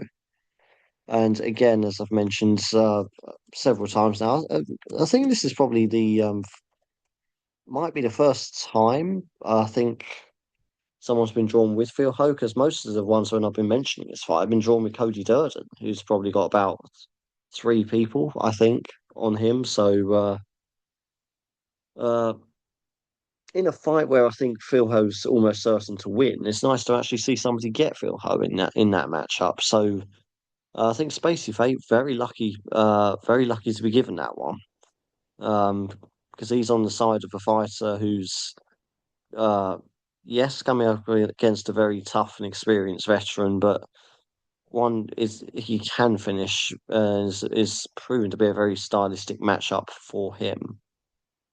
Uh, so I say, likes to go for fishing for those submissions early on, and Cody Durden has been finished by submission, uh, and early on quite a few times as well. There's no way of sugarcoating that. Much as I love the guy, it's that's just the truth. But yeah, I expect Phil Ho to go through quite comfortably, and as a result, Spacey Factor goes through quite comfortably too. Okay, so me next, Steve Terry.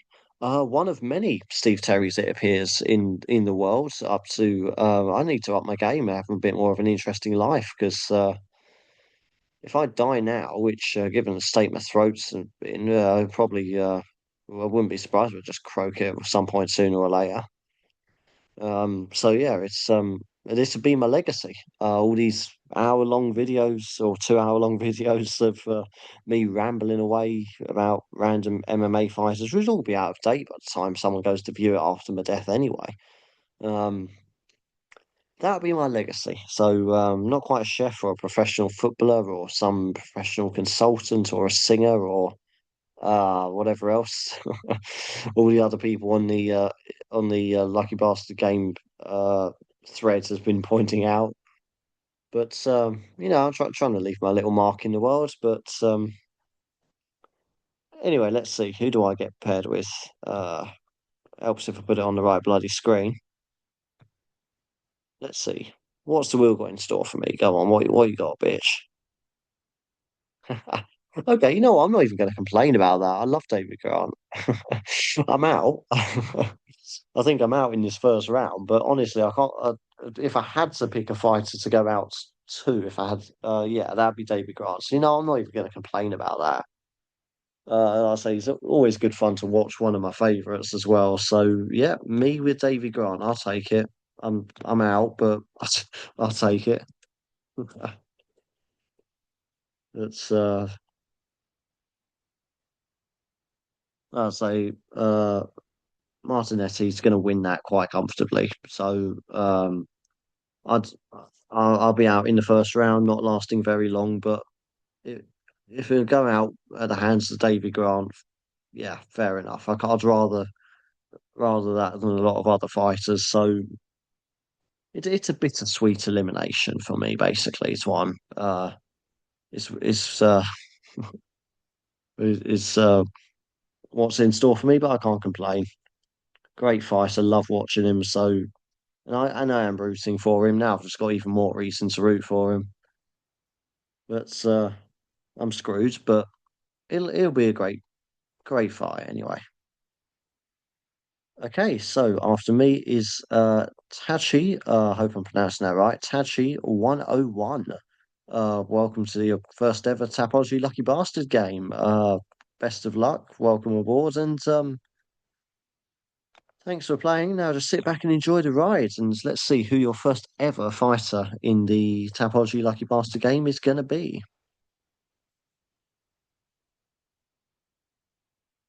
And Rodolfo Vieira.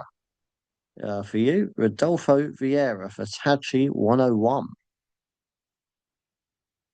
So, quite a good pick there, Rodolfo. Um, they, I think, um, oops, shit, on there. But yeah, Rodolfo Vieira, and going to win by first round submission against Eric Marconico, who is very, is just very, he's just always been brought in to make others look good so far by the UFC. I think the UFC know damn well what they're doing here. They're using him really to prop up other fighters that they've got more vested interest in. Uh, Vieira being one of them. So it does feel like it's a case of Vieira's well, being given a very favourable matchup here. One that he can win. It just sticks to what you know, sticks to the jiu-jitsu and pile that on in the first round. And I wouldn't have thought McConaughey's getting out of the first round if he does.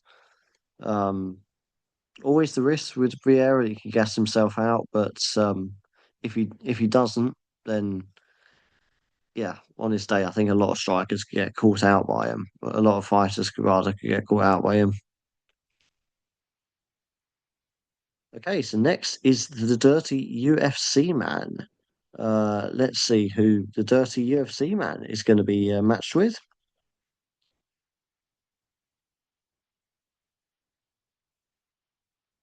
Rafa Garcia. Rafa Garcia there for the Dirty UFC Man.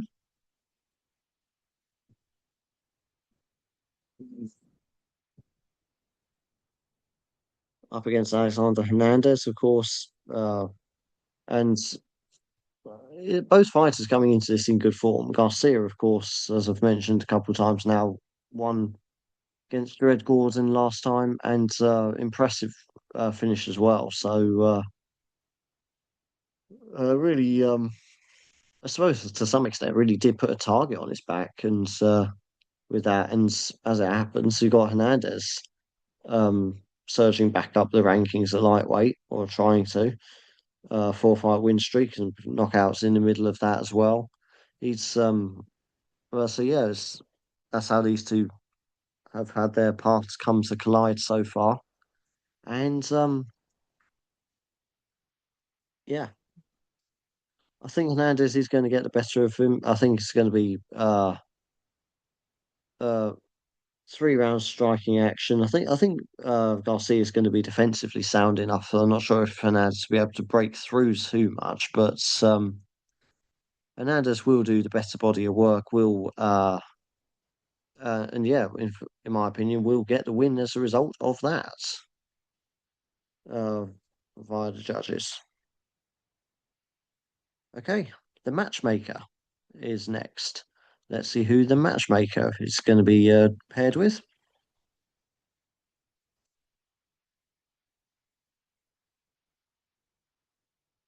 Jafel Phil Ho there for the matchmaker. It feels like we're getting quite a lot of repeating fighters here. Actually, I feel like I've been going over the same names constantly. I feel there's on the same side of things. There's quite a few fighters I've not talked about at all, to be honest. So uh, Rafael Phil Ho there. Again, nothing more I can add other than the fact that he's up against Cody Durden, who I really don't have much faith in to win. I've got a lot of faith in him to put on an entertaining fight and love watching the guy every time he appears on the cards. But for the purposes of the game where wins and losses are all that really matter in terms of whether you get through, I think, yeah, you'd rather be on the side of Phil Ho in this particular fight. But I am rooting for Durden, can't lie, and not even going to pretend that I'm impartial. And obviously, I can't influence this draw in any particular way. You get who you get, and of course, the fighters beat whoever they beat tomorrow. But yeah, I am hoping that I'd like to see Durden get a win. He needs a win. He needs another good win. And I know he's got that experience, so maybe. But Phil Ho should get the job done. Send matchmaker and everyone else has been drawn with him through. The MMA historian is next. Let's see who the MMA historian is getting matched with.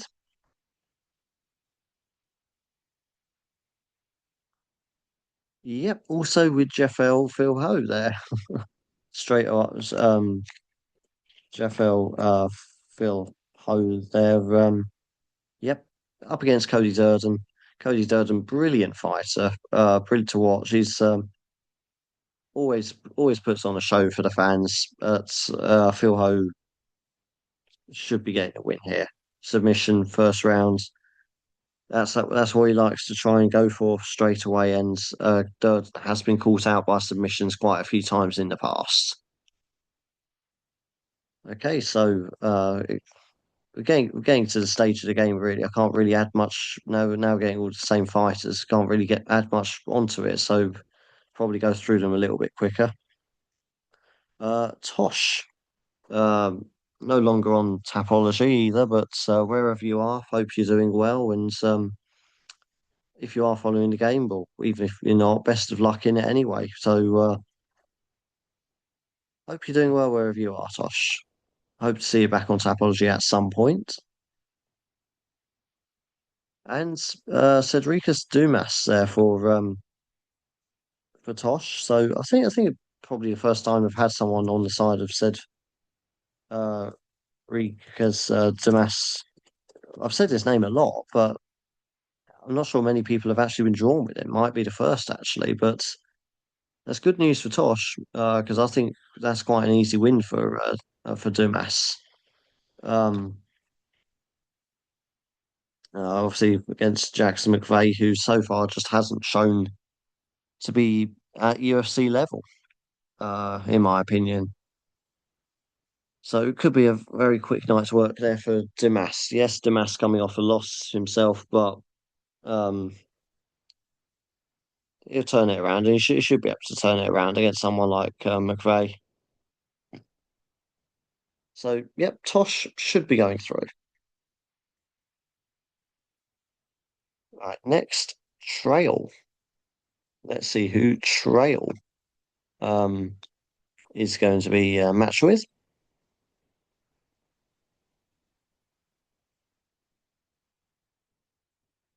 That's Hoseline Edwards again for Trail there. Another fighter that's come up quite a few times now.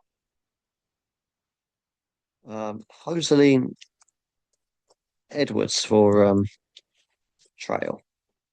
Co-main events against Norma Dumont. I'm expecting a Norma Dumont decision, but if Edwards can force her to get into a bit more of a firefight, maybe force Dumont into making a mistake, taking a risk she didn't need to take, and sort of catch her out that way. Perhaps that would definitely, if it becomes a brawl or becomes a firefight, that would definitely suit Edwards more than Dumont. But I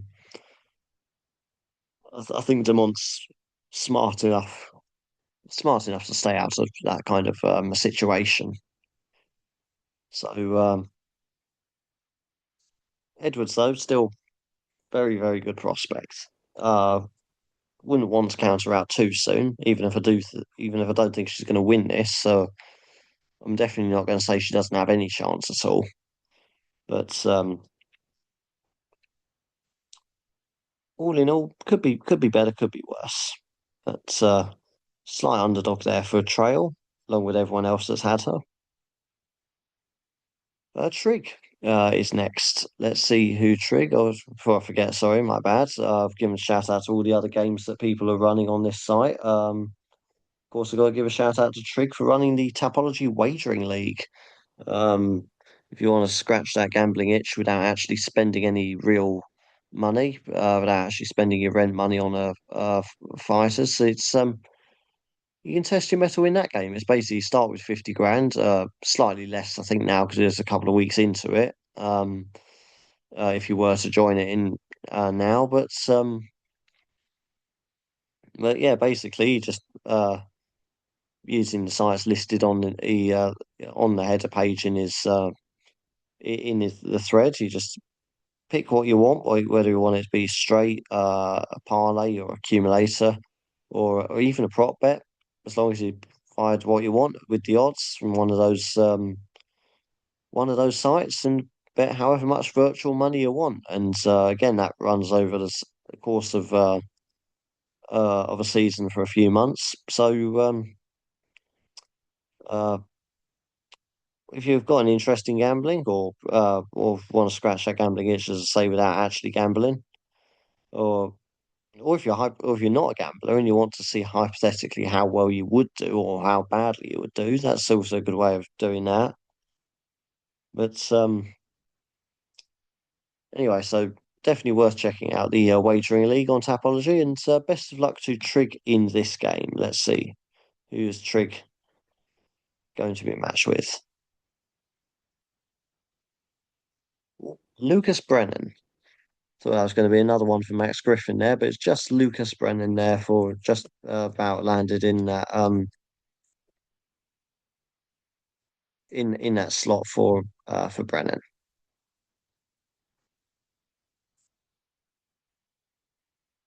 Uh, Up against Francis Marshall, quite a heavy favourite, Francis Marshall for this one. But you can understand it to an extent. It's been uh, given he's had 6 fights in the UFC, whereas Brennan's making his UFC debut. But and I do have Marshall myself for my prediction to win by decision.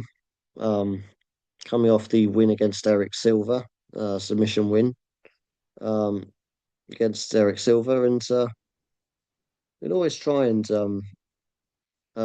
win by sub. That's his main path to victory. That's how he usually likes to get the job done. A little bit inconsistent though. That's the only worry about it. There's Brennan, obviously making his UFC debut. He's got a lot to prove. Be looking to make a name for himself, and so he'll be fired up for that. Um, the only thing that concerns me though is again, there's a lot of that. The vast majority of his career was spent in Bellator, um, and it's a case of still not quite proven at UFC level. So Um, we'll see how well he does. But I think that's probably why the bookies are making Marshall such a heavy favourite for it.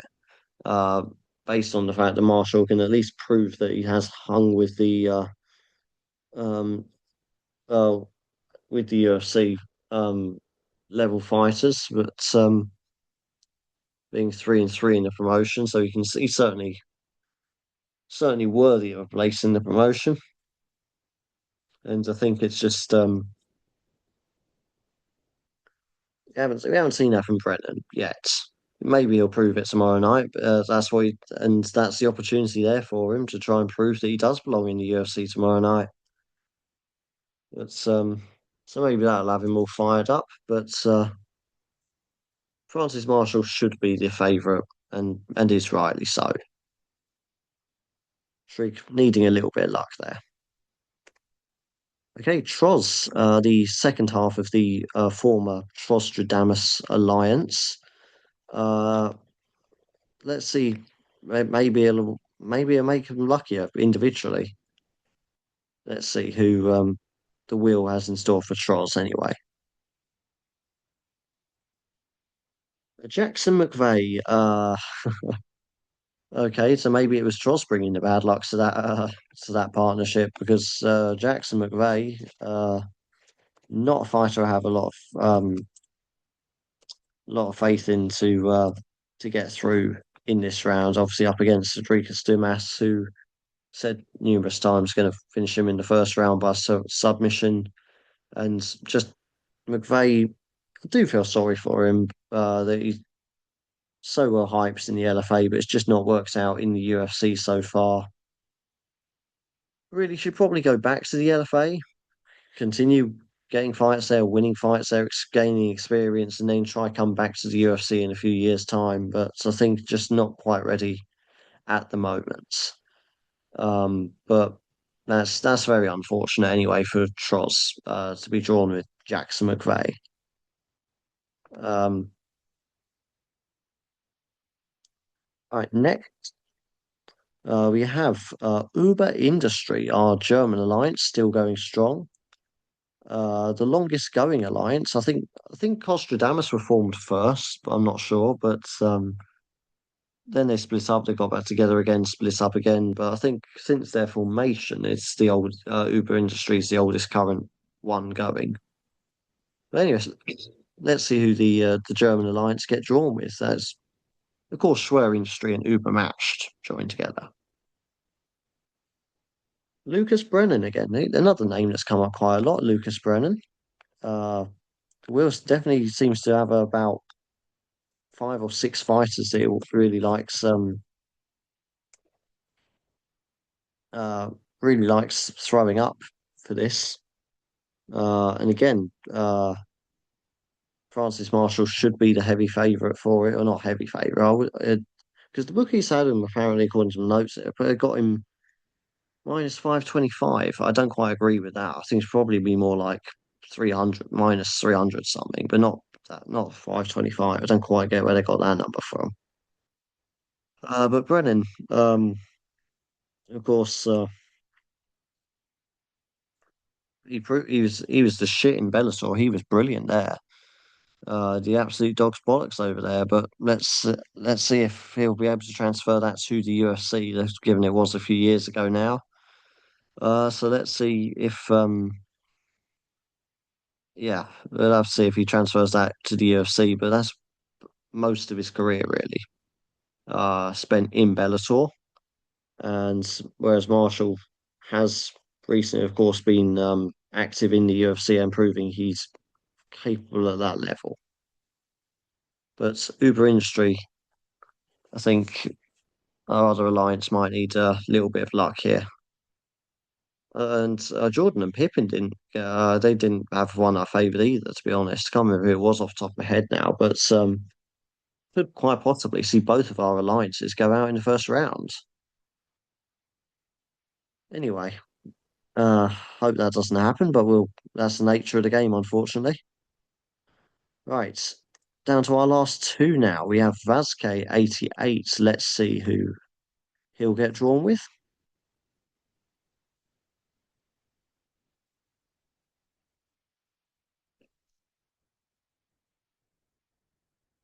For Garcia. Rafa Garcia, another name that's come up quite a few times. Yeah, it doesn't seem to be a hell of a lot of diversity really with the wheel here. Seems to be coming up with the same names quite a lot. Maybe, I mean, obviously there will be double ups because we've got more players than we do fighters, so that's inevitable. But it's I feel like I've been going over the same points more than I normally do. But obviously up against Alexander Hernandez and a close fight for sure. So Vasquez is definitely in with a chance. It's just a question of whose recent form's going to come out on top. I favour Hernandez slightly, given his 4-fight win streak, but Garcia's knockout of Dred Gordon, very impressive. So best of luck to both. I think Hernandez will just get it done, just slightly better striking in this fight. But Garcia, who knows? And Hernandez has been cool, and Garcia's shown he can finish fights like Dre Gordon. So why not? And normally more of a submission artist more than anything. So came as a little bit of a surprise to see. I wasn't expecting Gordon to get knocked out when I was watching that fight. I think I was expecting Gordon to win as well, actually. I think I had him to win by decision as my prediction on that night. But anyway, Rafa Garcia with Vazquez 88 there. And finally, ex-con Chris. Another shout out to the another game on Tapology, the Tapology Survivor game. This one, like the Lucky Bastard game, you do need to be in from the first rounds for the sake of fairness. It's quite similar, really. And to be honest, the Bastard game actually started off as a sort of a parody of the Survivor game, really. Because the Survivor game, Chris will pick a fight, and you have to pick who you think is going to win from that. So you do have some control over that to an extent.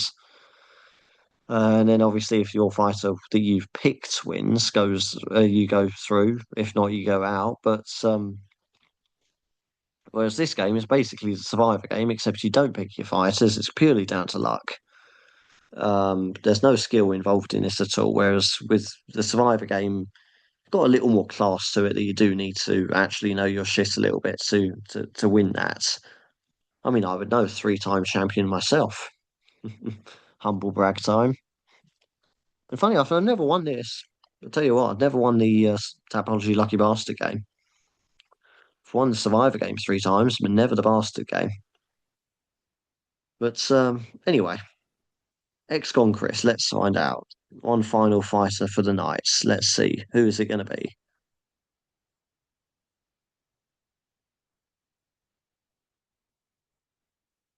Raoni Barcelos for ex-con Chris there.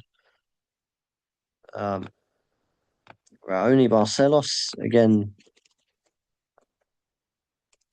Raoni Barcelos. Another fighter seems to have come up quite a few times. But of course, up against Montel Jackson, who it feels like half the card have been drawn drawn with. Although I do fancy Barcelos for this one. A little bit more experience, 21 and 5 compared to Jackson's 15 and 3 records. 10 and 4 in the UFC compared to his 9 and 3 in the UFC, although there's not a huge difference in that. And of course, Barcelos coming off that win against Ricky Simon, so he's got a bit of momentum behind him. And for me, just a little bit better, just a level above Montel Jackson. Okay, so that concludes the first round draw for the 37th edition of the Tapology Lucky Bastard game. Wow, what a draw that was. Right. About 2 hours later, we've got it. Here they are all in, and we'll just go through those names one more time. I'll just have a sip of my drink first because my voice is killing me now. But after that, we'll just run through it real quick.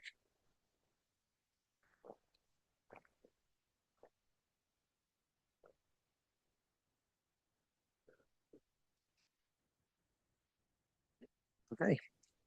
Okay, so your matchups, check them out. You're sharing the PowerPoint, not the internet. Otherwise, it'd be a waste of everyone's time. But yeah, one last time we have A. Laugh My Arse Off and Azy with Adrian Luna Martinetti, Baron von Rattus with Raoni Barcelos, Bellatrix with Marcus Basucha, Boom Shakalaka with Alexander Hernandez, Cal Foth with Mayor Bueno Silva, Canhego Ariz with Rodolfo Vieira, C. Collins 44 with Raoni Barcelos, Cheeseball with Lucas Brennan, as is the other cheese in the clinch, Lucas Brennan. Chimps Mac, Montel Jackson, Costradamus with Youssef Salau, D1D4 K10 with Davy Grant, Damien Handel 420 with Montel Jackson, Dr. Maxis 2 with Cozy Durden, El Guapo with Rodolfo Vieira, Falcon Sam with Max Griffin, Geneva 65 with Montel Jackson, Grahamon with Joseline Edwards, Great with Rafa Garcia, It's Your Boy SB with Michelle Montagu, Jack Soto with Jackson McVeigh, our reigning defending Lucky Bastard Game champions Jordan and Pippin with Ryan Superman Span, JP Dechamp 27 with Victor Victor Valenzuela, KK Kombu with Ryan Superman Span, Knife Rusty with Cody Durden, Cushy Cake with Montel Jackson, Love Song with Davy Grant, Mule Floyd with Max Griffin, Piggy Bank with Alexander Hernandez, Rigno with Cody Durden, Shat with Joseline Edwards, Cian 6 with Jackson McVeigh, Spacey Fate with Jeff L. Filho, me, Steve Terry with Davy Grant, Tashay 101 with Rodolfo Vieira, the Dirty UFC Man with Rafa Garcia, the Matchmaker with Jeff L. Filho, the MMA Historian also with Jeff L. Filho, Tosh with Cedricus Dumas, Trail with Joseline Edwards, Trig with Lucas Brennan, Troz with Jackson McVeigh, Uber Industry with Lucas Brennan, Vasquez 88 with Rafa Garcia, and finally Excon Chris with Raoni Barcelos.